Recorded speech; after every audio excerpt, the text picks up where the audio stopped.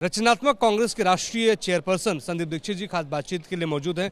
मनरेगा को लेकर बड़ा कार्यक्रम का आयोजन किया। राहुल गांधी ने भी दिशा निर्देशित किया। 25 राज्यों की मिट्टी लेकर यहां पे पहुंचे। आगे की क्या रणनीति है, आगे क्या डिमांड आपकी? देखिए, एक तो कांग्रेस तो अपनी तरफ से एक आंदोलन के रूप में इस पर काम कर ही रही है। जिलों में मीटिंग्स हुई, उसके बाद ब्लॉक स्तर पर हुई और अब ग्राम पंचायतों में चल रही हैं। और हम ये कोशिश कर रहे हैं कि हमारे लोग जहाँ जहाँ भी आंदोलित होकर जो मजदूर है वो खड़ा है या उसके संगठन खड़े हैं, अपनी बात कर रहे हैं, उसके साथ भी जुड़ें। और सबसे महत्वपूर्ण ये है कि भारतीय जनता पार्टी ने जो एक कैंपेन चलाया है, ये दिखाने के लिए कि कुछ नहीं बदला है बल्कि एक बेहतर कानून लेकर आए हैं, उस झूठ का पर्दाफाश करना। 2-3 मैं केवल उदाहरण बताऊँगा। जैसे पहली चीज़ हम लोगों का ये था कि इसका ध्येय क्या था। भाई ऐसा नहीं था सरकार पहले काम नहीं देती थी। जवाहर रोजगार योजना था, नेशनल रूरल एम्प्लॉयमेंट प्रोग्राम था, लेकिन उसमें सरकार तय करती थी कि हम कितना काम दे सकते हैं, किस पैसे से दे सकते हैं और कहाँ देंगे। तो ये था कि सरकार अपना कोई काम करा रही है, सड़क बना रही है, बिल्डिंग बना रही है, उसमें लोग अपनी मजदूरी दें और हम मजदूर लेने की जगह हर आदमी को कहें जो काम करना चाहता है। फिर उसमें क्या था कि बीपीएल की लिस्ट थी जो गरीबी रेखा में था। अब इन्होंने क्या कर दिया है कि नहीं, आप नहीं, मजदूर नहीं तय करेगा वो कब काम चाहता है। क्योंकि हमने बदला ये था कि मजदूर जब चाहता है कि उसे कुछ काम मिल जाए, उसको लगता है कि मुझे और कहीं से काम नहीं मिल रहा है, तो वो डिमांड करता था। और फिर वो जब डिमांड करता था और 15-20 कार्यकर्ता इकट्ठा हो जाते थे और डिमांड करते थे, और फिर वो वही बनाते थे जो उसके गांव की ज़रूरत थी। और गांव की ज़रूरत कौन तय करता था? ग्राम सभा। भाई अगर हम माने कि पंच जो हैं और लोग जो हैं उनमें कोई विवेक है, कोई समझ है और सच्ची में नागरिक हैं, तो नागरिक तय करेगा उससे क्या करना है। इन सब में देखिए, पहली चीज़ तो अब कौन तय करेगा क्या काम बनेगा? प्रधानमंत्री। तो फासिस्टवाद की सबसे पहली निशानी होती है कि केवल राजा जानता है सब कुछ और कोई कुछ नहीं जानता, बाकी सब बेवकूफ़ हैं, बाकी भिखारी हैं। खड़े रहो, मैं तुम्हें बताऊंगा।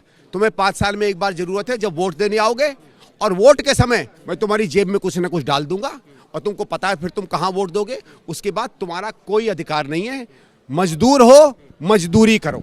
और ये जो नया कानून है वो यही करेगा। पहले क्या था, वो केवल मजदूरी नहीं करता था, वो अपने काम की, अपने घर की ज़रूरतों को पूरी करता था। और उन कामों के लिए जो उसके गांव के लिए, उसके समाज के लिए और देश की समृद्धि के लिए वो समझता था आवश्यक है। आप ये कह रहे हैं कि अधिकार छीनने वाला ये कानून उन्होंने बना दिया है। एक और सवाल है कि संबल वाला इशू आप समझ रहे हो, सीजीएम का ट्रांसफर हो गया है। आंदोलन आप लोग भी कर रहे हैं, समाजवादी पार्टी के लोग भी कर रहे हैं। इस मनोदशा को किस तरीके से आप देखते हैं? नहीं देखिए साहब, वहाँ अभी इंतज़ार करते हैं, क्योंकि हमें तो आशा ये है कि इस आंदोलन के बाद एक असर पड़ेगा, ठीक है।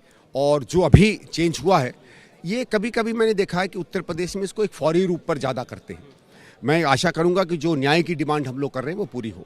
लेकिन संबल वाले इशू के मामले में मैसेज क्या देने की कोशिश किया जा रहा है?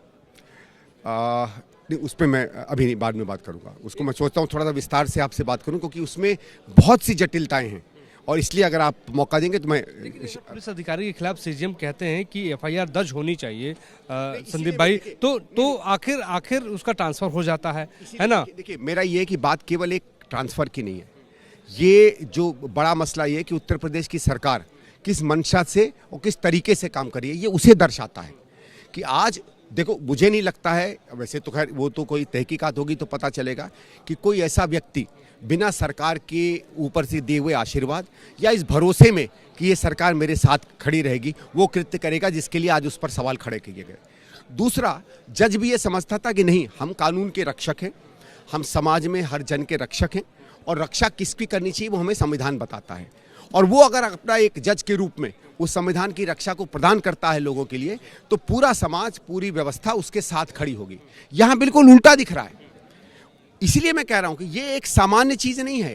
ये केवल ये नहीं चलो भाई किसी थानेदार ने कुछ कर दिया, सीजीएम ने उसको किया, सरकार ने कुछ गलत डिसीजन ले लिया। वो कई बार हो चुका है, ऐसा नहीं है कि पुरानी सरकारों में कोई गलती थी। लेकिन ये एक ऐसी मानसिकता को दर्शाता है जो मानसिकता खतरे की तरफ जा रही है। मतलब अब सरकार राजा है, जैसे पहले होता था कानून नहीं तय करता राजा क्या कर सकता है, राजा तय करेगा कि कानून क्या होगा। कानून की कोई अहमियत नहीं है, राजा के वाक्य की अहमियत है। राजा चाहे तो सस्पेंड कर दे, राजा चाहे तो तुमसे कह दे कि तुम गैर कानूनी काम करो। और क्योंकि दरोगा तो मेरा है ही, जज भी मेरा होगा। और अगर जज की हिम्मत हुई कि वो दिखाएगा कि वो संविधान और कानून का है और राजा का नहीं है, तो जज भी बदल दिया जाएगा। संदीप भाई, एक और सवाल, शंकराचार्य अनशन पे बैठे हुए हैं।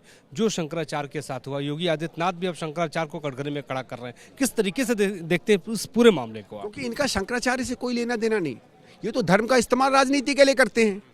और एक हद आ रही है जब लोग जान रहे हैं इस बात को कि धर्म का दुरुपयोग कर रहे हैं। जो सनातन धर्म में धर्म के जो बड़े रक्षक माने जाते हैं हमारे चारों शंकराचार्य, उसमें से इन शंकराचार्य का विवेक जागा या इन्होंने कभी कभी वो बातें कही जो सामान्यतः बाकी शंकराचार्य नहीं करते हैं। हर शंकराचार्य धर्म के बाहर बात नहीं करता, ये करते हैं ये वाले शंकराचार्य। तो जब इस सरकार को लगने लगा कि जो धर्म के नाम पर वोट मांग रहे हैं, जो धर्म के नाम पर ही केवल वहाँ हैं, उस धर्म का सबसे बड़ा जो एक मठ माना जाए, उसमें से एक जब ये सवाल करने लगे तो उनकी तो मूल खत्म हो जाएगी। अगर आप सच्ची में मैं बताऊं, अगर आप उत्तर प्रदेश से इस बात को निकाल दें कि योगी आदित्यनाथ, जिससे उसने एक झूठा कर रखा है कि मैं ही धर्म का रक्षक हूं और मैं हट जाऊंगा तो मुसलमानों का राज हो जाएगा, इस तरीके का तो झूठ तंत्र उसने फैला रखा है। अगर ये भावना वहाँ से ख़त्म हो गई और उनको लगा कि ये सच्ची में धर्म का रक्षक नहीं है, ये केवल अपने वोटों का रक्षक है, तो इतनी बुरी तरह वो सरकार गिरेगी कि शायद चुनाव से पहले भी उसे हटना पड़ जाए। शंकराचार्य के साथ है? मैं उस व्यक्ति के साथ हूं जो इस देश के संविधान के साथ है। धार्मिक कोई अगर धार्मिक विषय होता तो मेरा कोई नहीं था भाई। धर्म में जो धर्म के गुरु हैं वो बताते हैं जो रोका गया जिस तरीके से नोटिस उनको जिला प्रशासन ने जारी, वो तो गैर कानूनी था। देखिए मैं कहता हूँ शंकराचार्य जी ने अगर धर्म के बारे में कुछ कहा होता, अपना कुछ अनुवाद किया होता, किसी को पसंद है नहीं पसंद है उसमें हम नहीं जाना चाहते, ठीक है, लेकिन ये तो उसके मौलिक अधिकार हैं।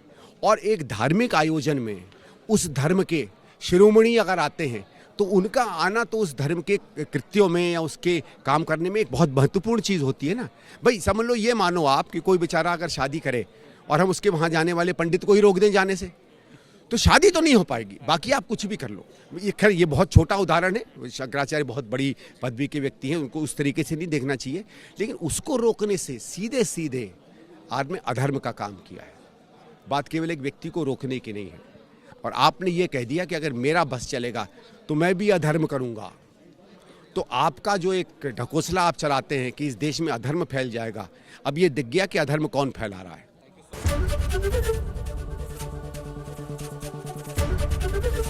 एबीपी गंगा, खबर आपकी, जुबान आपकी।